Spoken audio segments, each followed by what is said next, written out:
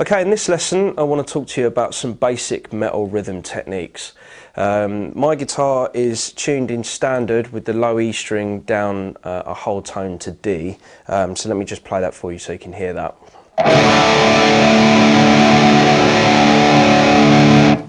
Just so you know, I'm playing the second fret on the G and the third fret on the B, just so you can play all the strings. You can get much fuller sound just playing in that tuning.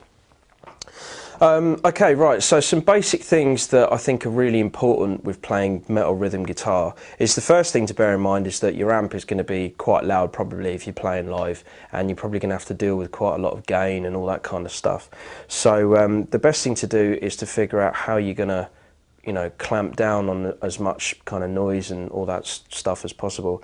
Now the best thing to do, I mean, most people use like whatever amp it is that they're using for metal, and then they'll use maybe a tube screamer in the front end.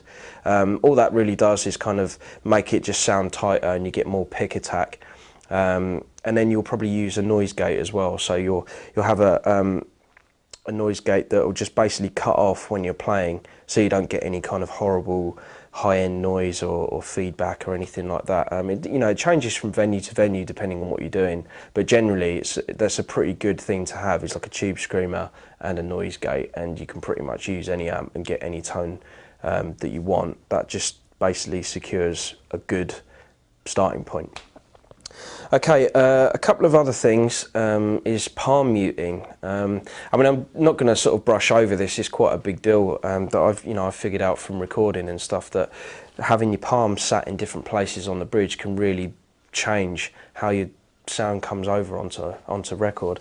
So I mean, generally when you're sort of doing heavier palm muting, you can use this kind of soft part of your palm. Let me just play, just using those two open strings, the E and the A, and just play with using that part of the palm, and just play some palm muted downstrokes so you can hear it.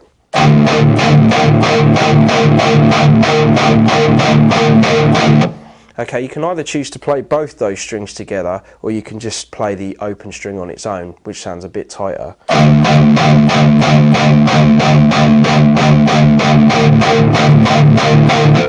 Now that's quite good for getting quite a bit of low end into your palm muting. So if you want, if you're playing like quite a slow down picked passage, having that part of your palm on the guitar is going to make it sound heavier and more resonant.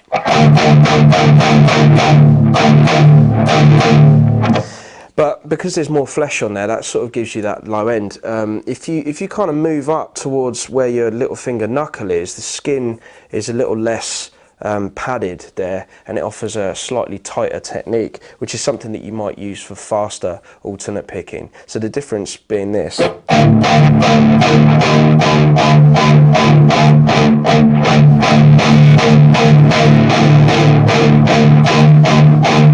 You can already hear as I kind of start to pull my hand up, it actually tightens up the sound a hell of a lot, which is pretty good for when you do faster alternate pick stuff.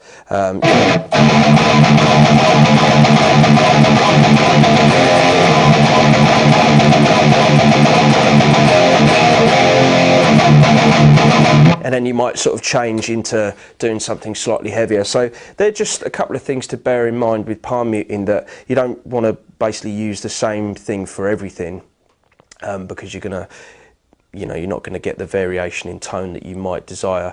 It's probably more for kind of recording. You can hear a lot more of that detail than you can live, but live, even so, you might want to change up your hand positions, because when you're playing faster alternate picking stuff, you might want to angle the pick a bit more so it goes through the string a little bit easier.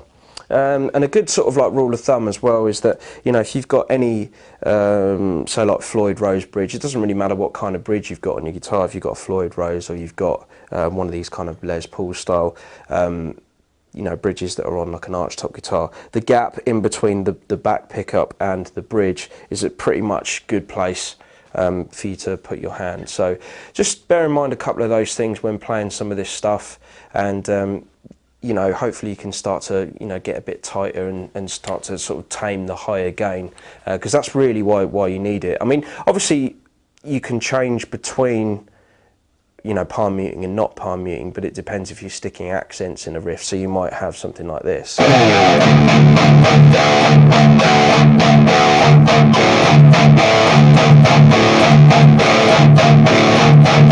So obviously, you know, for accenting, you don't want to have your palm on the guitar because it's going to kill the resonance of the strings. So, you know, that's two variations. I mean, that's a good practice there, just to mute off.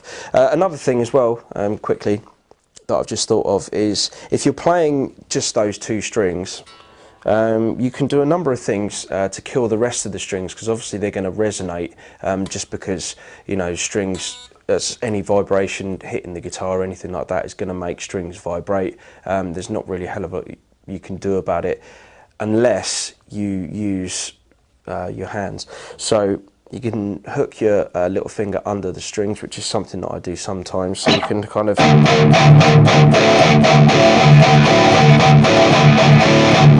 but as you can hear, there's still some noise going on. If you notice just then, I wasn't holding the guitar with my left hand at all. When I'm playing any chords like that and I'm just playing anything open, I'll mute with my first finger any other strings that I don't want to hear. So if I'm just playing the low E and the A string, then I'll just mute from the D down. I mean, anyway you like really, but it's probably better to have it around, you know, so if you wanted to play like a full D chord, then maybe just hover around the second fret from the D to the high E.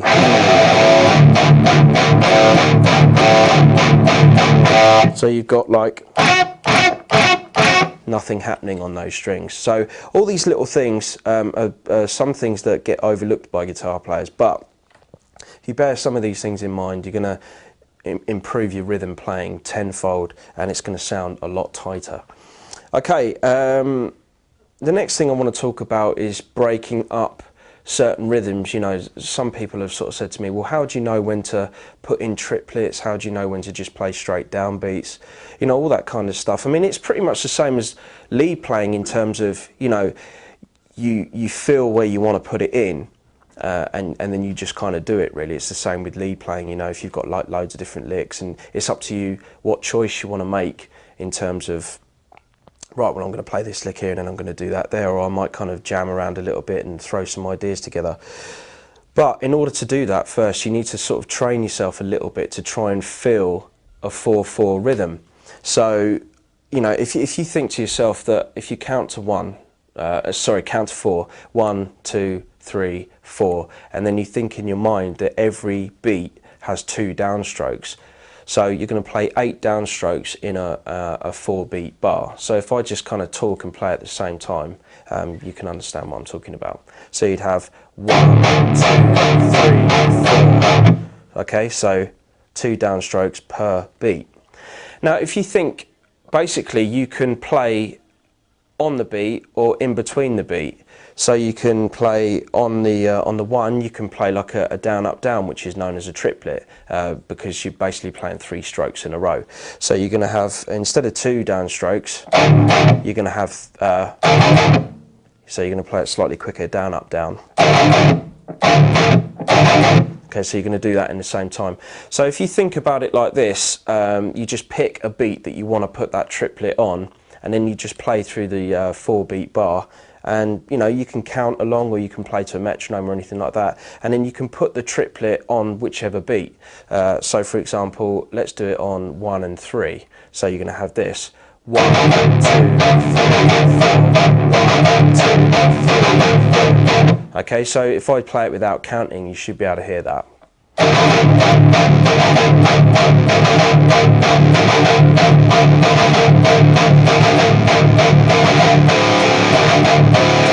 You know, and then you can maybe start to add in accents in there as well, like the last the 2 downstrokes on the 4-beat I actually played open instead of palm muted. So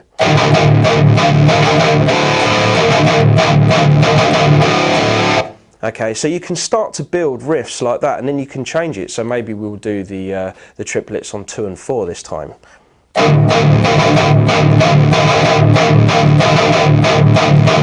Okay, so let me count along with that. 1, 2, 3, 4. 1, 2, 3, 4. Okay, so hopefully you can start to see how you can maybe integrate different rhythms within just playing constant downstrokes all the time.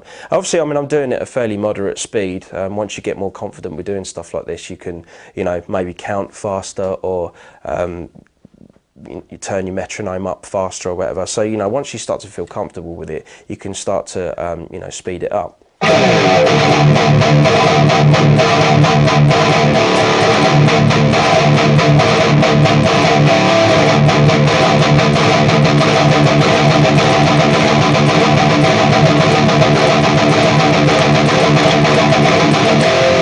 And then, you know, once you start getting used to doing that, you can do whatever you want. And that's really all that metal rhythm is when you're just playing chords. It doesn't have to just be on the open string. You can add in other notes as well. But for now, we're just training the right hand to get used to feeling that 4/4 rhythm and then playing on the beat or in between the beat.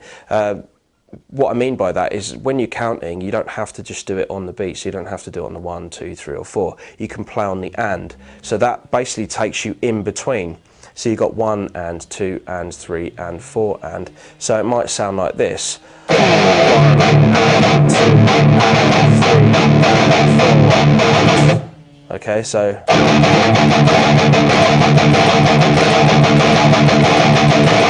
So that plays on the offbeat. And it just gives you a different flavour.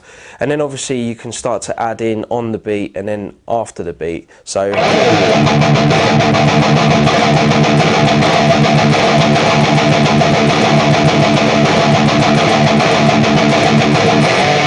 you know, and you can start to change things up like that. And all you're really doing is down picking, or you're doing triplets. So it's really up to you how you want to mix that up.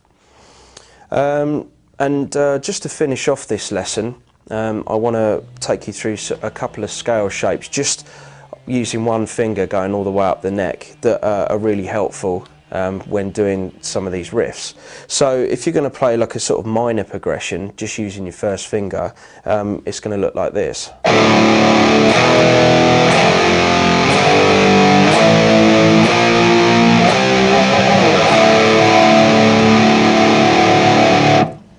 Okay, so you've got open, barred the 2nd fret on the low in the A, up to the 3rd fret, 5th fret, 7th fret, 8th fret, 10th fret, and then open again. Or you could play the 12th fret.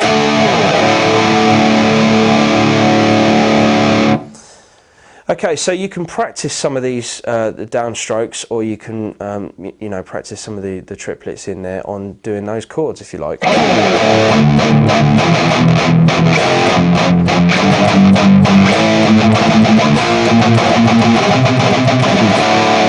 You know, so you can start to sort of change up your rhythms and stuff like that, and you can start to come up with a few more musical ideas as well thrown in with that. One more scale shape that I want to take you through is kind of a darker sounding scale, which is used a lot in metal. And it's kind of a sort of Phrygian dominant style scale, and it's using that same thought process, just using one finger and going up the scales on the neck, but I'll tell you the frets. So this is the scale.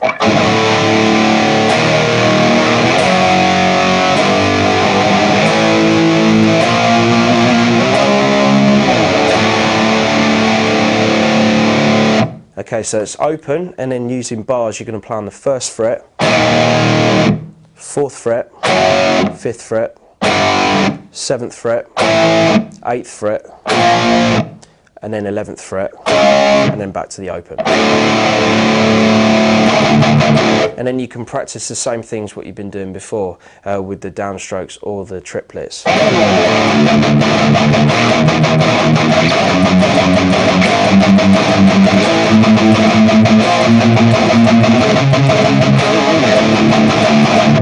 You know, and then you can kind of reverse that if you want. So with the first scale,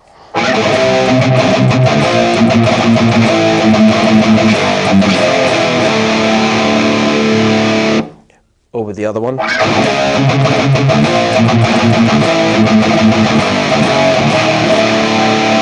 Okay, so you can already start to hear the development that you can make just with a few simple practice routines, with practicing your downstrokes, practicing triplets, and practicing those couple of scale shapes that I've shown you in. I mean, you know, this is in drop D, but you could play in drop C, drop B, drop A on a 7-string if you wanted. I mean, I choose to play in drop just because it gives you the opportunity to play those open chords, and then it frees your left hand up to move around and play some single note riffs as well, which is something that we're going to look at in another lesson. So yeah, practice all this stuff, either to a drum machine or a metronome. Drum machine's probably more preferable because it gives you a proper rhythm to follow rather than just a constant blip going the whole time. So yeah, take some of these ideas and have fun with it, and I'll see you in the next lesson. Cheers.